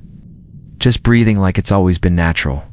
You watch in disbelief as they step down the side of the hull and sink slowly, still standing into the sea. They move like dancers. Slow, smooth. Sure, you try it. You fail. The water claws at your chest. Your lungs seize. You nearly drown. They pull you back aboard. You're not ready, Bragg says. You want to ask? Ready for what? But you know, historians still argue whether ancient cultures who described underwater cities Atlantis, Aliwar, inventing metaphors, or remembering something real. Some say they were warnings. Others say they were invitations. You think they were both? Because this city, it isn't just a place. It's a test. You stop eating, it's not by choice. Just ... nothing tastes right anymore. The stew is bitter. The biscuits are dust. Even the water tastes wrong. Or maybe your tongue has changed. You try sleeping, but the dreams are louder than waking now. You dream of tides that whisper names, of great doors opening beneath your feet, of whales that sing in chords too deep for your ears but not your bones. You dream of her. Not as a monster, not as a savior, but as the ocean. In a form you can almost comprehend. You wake one night to find your bunk filled with water. You don't panic. You lie there, floating just above your mattress, staring at the beams above you. They're moving now, like waves. You feel peace. Terrible, heavy peace. Outside, the green lights shift. Each one a different huged emerald. Sickly chartreuse and something like moonlight turned sour. They spin slowly, forming a pattern. A map. A gate. Bragg calls everyone to the deck. Speaks softly. She's ready. You all nod. No one asks who. You form a line. Each sailor walks through the sea door, barefoot, coatless, humming. You're last. The water waits. You step through. It's time. You don't choke. You breathe, and the water accepts you. Your feet touch the black stone floor of the city. Above, the ship floats silently. Sails slack, crew gone. Head the city pulses. Alive, waiting. The gates open. You step forward. You are not cold. You are not afraid. You are home. You walk the city now. You don't remember learning how. One step after another on streets that never existed above water. Stone that's too smooth to be natural but too wild to be made by men. It feels alive soft in some places, warm in others, like bone, like shell, like memory, hardened into place. There's no pressure, no pain in your chest. You breathe easily, though there's no air here. Only the strange, dense fluid that fills your lungs without drowning you. You speak without sound. You hear without ears. The city hears you. You don't see the others at first. The streets are wide and quiet. Black sand paths curve around towering columns of white coral threaded with veins of glowing green. Above, huge jellyfish float like cathedral lanterns. Their lights blink in time with your breath. Then you find Lanky Pete. He's different now. His skin shines faintly. His eyes are deeper, darker. Not empty dash, just ... not his anymore. He smiles when he sees you. You came, he says. You try to respond, but your voice doesn't form. Out here. He touches your arm and you understand him anyway. We've been waiting for you. You walk together down a spiral path. Each turn feels familiar. Like you've walked it before in a dream you forgot every morning. The city pulses beneath your feet. You feel it listening, watching, judging. At the center of the city is a tower, not tall, but deep. It grows downward like a tree turned inside out. Roots made of pearl, walls etched with symbols you almost recognize. You step into the tower. The aurora, whatever this is, grows colder, denser. But you aren't afraid. You descend. No stairs. Just a slope. Perfect. Unending. As you move, the walls begin to show images. Scenes first, the sea in calm, then the sea in rage. Storms that crack ships in two, whales breaching, sailors praying. Fires above and cold deaths below. Then her, not the form you saw from the ship. Not the one that rose from the horizon like myth made flesh.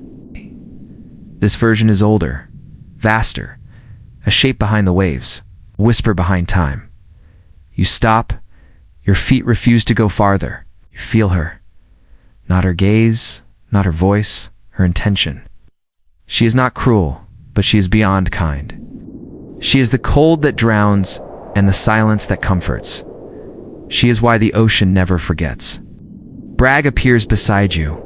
You didn't hear him arrive. He kneels, bows his head. She chose you, he says.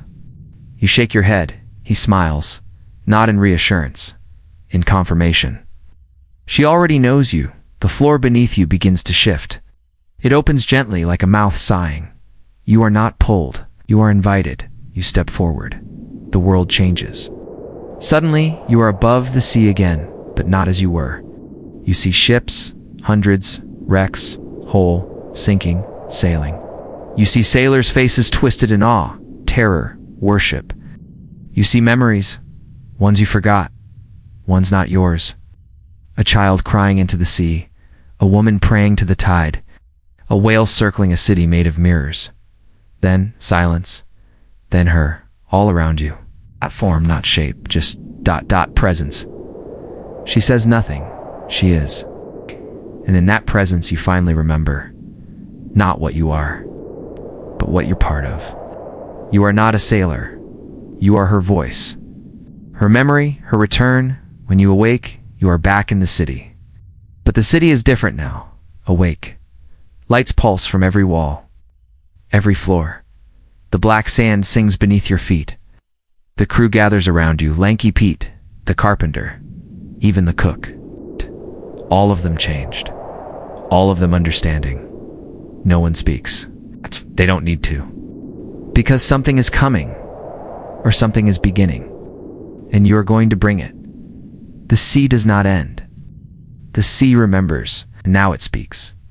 You are not sure where the city ends, and you begin. The lines have blurred between you and the others, between breath and water, between memory and vision. The streets you once wandered now shift around your thoughts. You don't walk so much as in 10 direction, the city responds. Every corridor, every courtyard, every bone-colored spire hums with your steps. Even when you are alone, you feel the presence of thousands, some behind the walls, some below the sea, some not yet born. Today the tower calls you again. The spiral path you took before now glows faintly beneath your feet, a soft green trail of invitation. This time there's no fear. Like your heartbeat is syncing with something much older, much larger. You descend. At the center of the tower is a chamber. You've never seen its entrance before. Today it opens. Tailed. Stillness. Not silence, there's always sound here, low and slow and endless, but a sense of pause, of something about to begin. The chamber is round, perfectly so. Its walls ripple like the surface of water, caught in a breeze. Floating in the center is a stone, black, polished, as large as a child. Round it smaller stones, each carved spirals, eyes, maps, names. Yours, you touch the central stone. The world blinks. You are no longer in the city, you are in her. It's floating not in water, but in memory. You see the first ships to cross her skin. You see the first blood spilled into her depths. You see sailors clinging to broken masts, praying to gods they forgot the names of. You see yourself, not here, above, long before, standing on a dock, watching a ship leave, a letter in your pocket, a promise you broke, a name you buried. Then another blink. You're in the ice fields, the ship creaking. The crew humming, the lights approaching, you feel it again, that moment, the moment you chose, not to stay sane, but to understand. You breathe, and the memory breathes with you. When you open your eyes, you're back in the chamber. The stone is gone. The city is shifted. Above you, the sea churns not with violence but with eagerness. The time has come. Bragg finds you. He looks younger now. Or maybe just ... lighter. As if something heavy has been lifted or consumed. She's opening the path, he says. You know what he means. You go with him to the shore. There, where the city's edge meets the edge of the world, is an arch. It's the same arch you passed through before. But this one leads up into the sea. Into the world you left. The crew stands behind you, silent. Into the sea. Above. Into the world you left. The crew stands behind you, silent. Then the carpenter steps forward, carries a box. Inside, stones, dozens, each marked, each warm. You take one, it fits perfectly in your hand. A key, a weapon, message. Bragg speaks. She wants to be remembered. You nod, because you do too. Together, you walk up through the arch. Up through the dark. Up into the world of air and breath and forgetting. And you rise.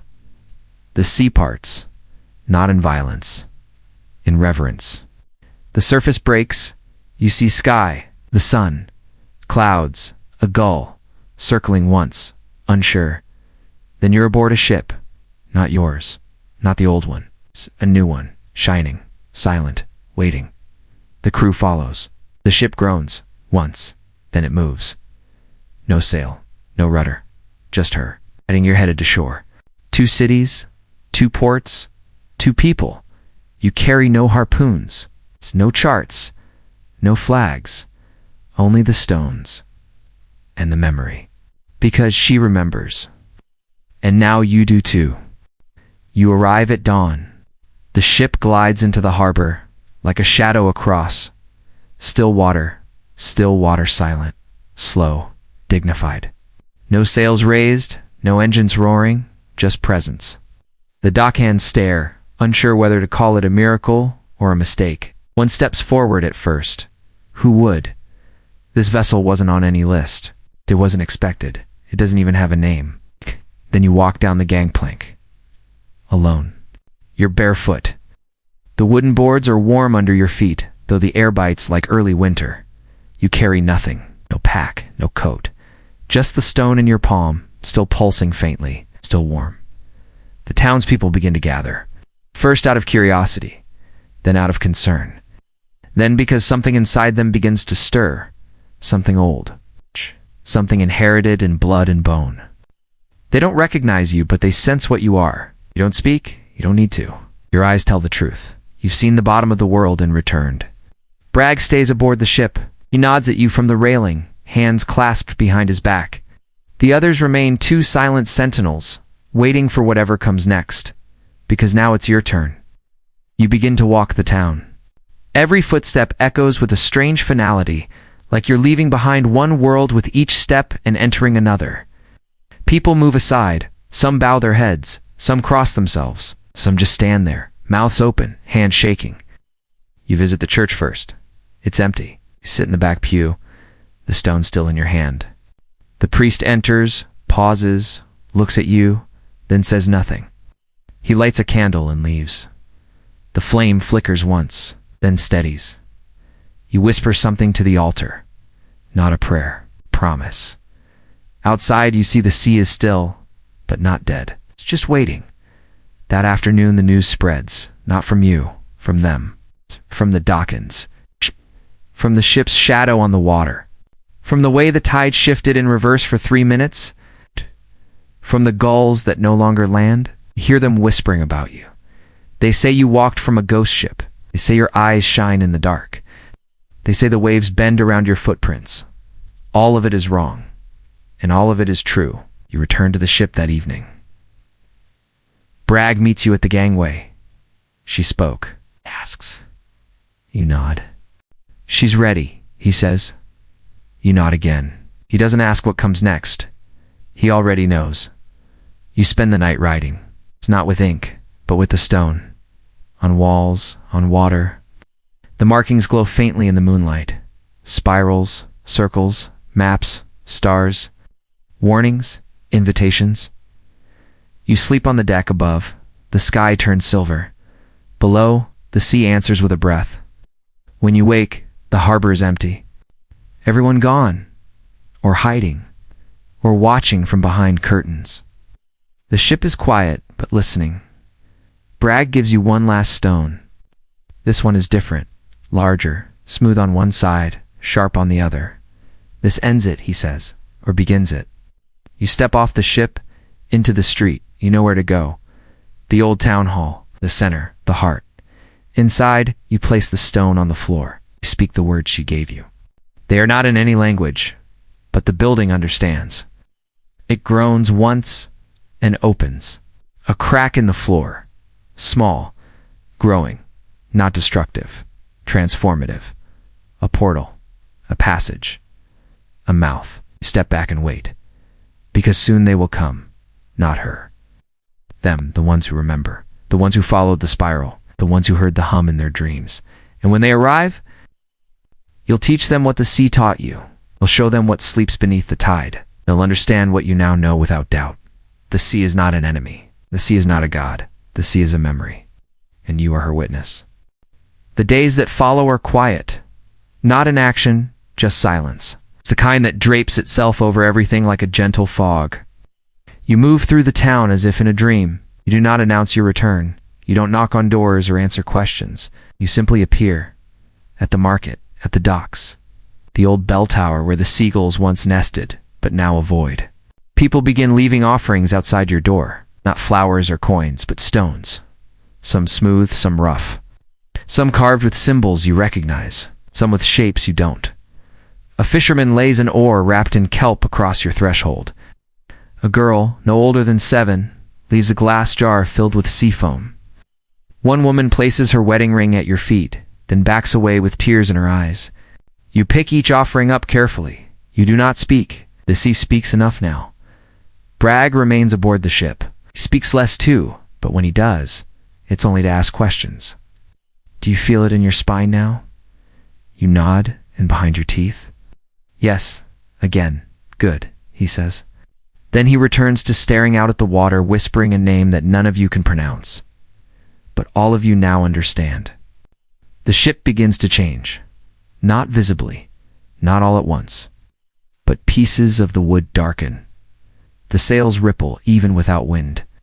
The hull creaks in time with the waves like it's breathing. Some days the ship disappears from sight, gone entirely into the fog, beneath the waves, or into another moment. But it always returns, like her. The carpenter is gone now. No one saw him leave. But new carvings appear every morning, on walls, on boats, even inside locked rooms. Each one a map, each one a message. Each one pointing in the same direction. See. And something beneath it. You begin to gather others. You don't call it a crew. That word belongs to the surface.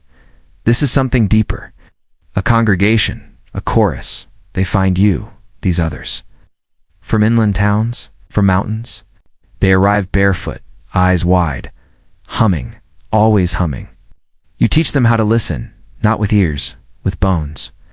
They learn quickly, because the memory of the sea lives in everyone, even those who've never seen it. One night, under a sky too still for stars, Bragg approaches you with a wrapped bundle. Inside, a cloak, black, slick, seamless, not stitched. Grown. It's yours now, he says. Put it on. It fits like skin. You walk into the sea, not to vanish. To begin, below the city glows. Her heart pulses. Namir true Namiko's across her streets. She welcomes you home. You're not who you were. You're not who you'll be. You're becoming. The others follow, one by one. They do not drown. They return. Each one drops their stone into the center of the plaza. Each stone sings, a harmony of memory. When the last one lands, the city sighs. The tide shifts. Above, the sky changes. Clouds spiral. The wind hushes. Something stirs beyond the edge of knowing.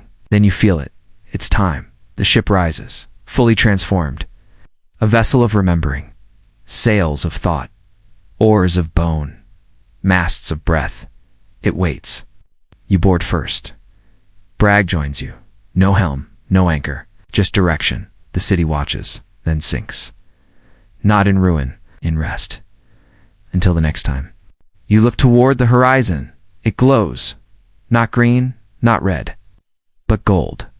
Not the color of sunlight, the color of beginning. You nod once. The ship obeys. The journey begins again. You are not the first. You understand that now. As the ship moves forward, as the waves peel away before your keel-like pages turned by a careful hand, you begin to feel them others who came before. Sailors from forgotten times, hunters of whales, of legends, of gods. They whisper in the ropes, murmur in the seams of your coat. They are not ghosts, they are currents. And now you ride with them. The sea is calm, not with peace, but with attention. It watches you, waits for you. Every ripple carries weight. Every gust of wind bends to your course. The others are on deck, silent, some kneeling, some standing at the rails. No one talks. You don't need to. Your hands rest on the rail. Stone is gone, dissolved into your skin. Now you carry it within you, and it carries her. Bragg stands at your side. He no longer leads. He follows. From the stern, a voice rises. Song, low, melancholy, familiar. One of the newer ones begins it. The rest join in. A hymn made of water and longing and memory. You hum with them, not because you know the words, but because your bones do. Ahead, the sea begins to glow. Not bright, not sudden. Just a gentle shimmer below the surface, like a lantern flickering beneath an old curtain. And then land, not on any map, not even spoken of in the dreams. Just ... there, an island of black sand and bones of ships that never returned. A place that is less a place and more a threshold. You dock, the ship sighs, as if it too has reached its destination. The crew disembarks. To remember, the shore is silent, the sky presses low. There are no birds, it's only salt, and beneath it, the pulse. You walk to the center. There, waiting, is a door, not made of wood or metal or stone, made of pause. A gap in the world, you reach toward it, does not resist. It welcomes, and beyond it her. Not as shape, not as eye, as ocean. You step through. She fills your lungs. Not with water, with memory. You fall, but you do not sink. You rise. Through waves made of history, through tides of truth, you see it all. The first scream of the first ship struck down by ice. The first prayer whispered into a black wave. The first sailor to hold a stone and hear it hum. You see yourself? On the dock, on the ship, in the tower, at the threshold. You're all of them, and none of them. You are a witness. Messenger, anchor, voice. The sea asks you a question, not in words, in feeling. Do you remember? You answer, yes, and in that answer the world breathes. You awaken on the ship. It's morning, real morning. Sunlight warms your face. The crew is stirring, talking, laughing. You walk to the bow. The water is blue. The sails are full. And for the first time in forever, you see birds. They circle overhead. Guiding, you close your eyes. And listen. No hum, no whisper. Just wind, just waves, just peace. Yo, you've done it. The memory has been carried. The message delivered. The spiral complete. Now, it begins again. So now, as you lie there under your own ceiling, in your own bed, and let this tale fade like tide foam on the shore, take a breath. Let it be slow. Let it stretch out through your chest and ease its way to your fingertips. You've just walked through the dreams of sailors long forgotten. It's floated through cities that never needed air and spoken in the hushed language of waves. Maybe none of it was real, but maybe, just maybe, some part of it still lingers in you. The hush of water, the rhythm of oars, the feeling that something far beneath is always listening. The sea will always carry its stories, and sometimes when the night is still enough, it chooses someone to remember for it. Tonight that someone was you.